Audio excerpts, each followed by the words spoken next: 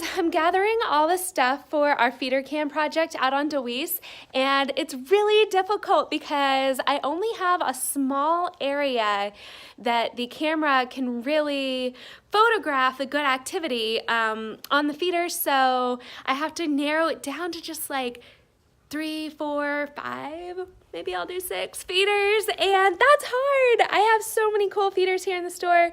You guys can see behind me, that's what we sell here. So it's like, how can I choose just 4, 5, 6 feeders for such a cool project? And I know that I'll swap some out for the seasons, so at least we have that. But just trying to figure out and narrow it down to the feeders we want out there for the launch of this project is really difficult. So I wanted to show you guys a couple of the ones that I did definitely decide on, and then some that we're gonna have to see how it goes. So first of all, cage tube feeder.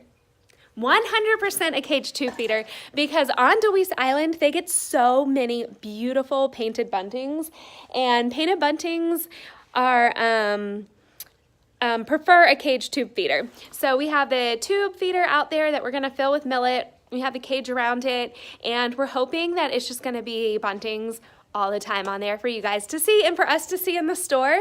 And then the next feeder that I definitely am going with is our dinner bell feeder.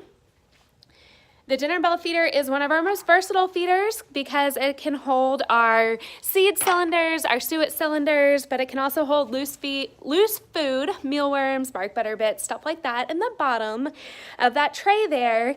It's really protected from the weather, and it's just a really great all-around feeder where you can do a really cool variety of foods in there. Just to let you know too, both those feeders that I just showed you have a lifetime warranty on them, the tube inside that cage and the dinner bell feeder. So they're made awesome. So the next one I'm going with, and I hope I don't have to substitute anything, but we're gonna use the tray feeder here. That tray is gonna mount straight onto the pole, and I mean, birds just love a tray feeder. I think it's gonna get a little crowded on that tray. I think we're gonna get a lot of grackles, red-winged blackbirds, and stuff like that.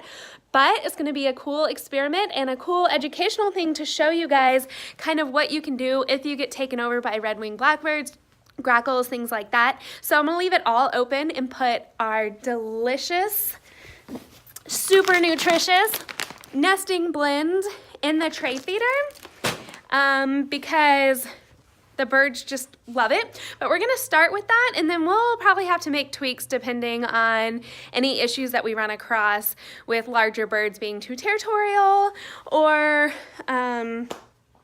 things like that. So we're gonna tweak the system as we go. I really am hoping to get a hummingbird feeder up there, and then I'm also gonna put up a suet feeder.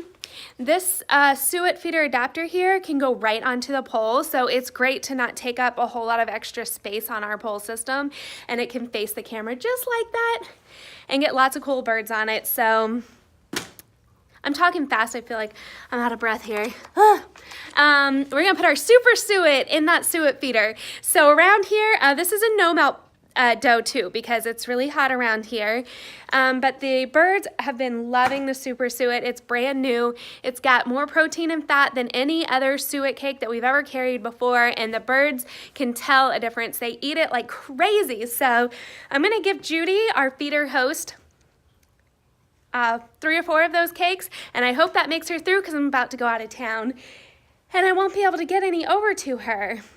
So those are the feeders that we're definitely starting with, as long as everything goes as planned. I'm gonna bring a couple of backups and a couple of extras that I hope I can squeeze on there, but I don't want it to be too crazy. So I'm really excited to put this stuff up and have it go live and see what feeders the birds do find first, what food they end up emptying out first. I mean, even just who our first bird is. And as all of that happens, I'm hoping to do a couple follow-up videos to kind of talk about why the certain birds went to the feeders that they did, and why certain feeders and certain food have better activity on them than others, because there's actually a lot that goes into the feeders and the food, and we already have a pretty good idea of the birds that are going to go to what feeders and who's going to come first and all that. But it'll be fun to watch it happen, unfold live, and then to follow up and explain how and why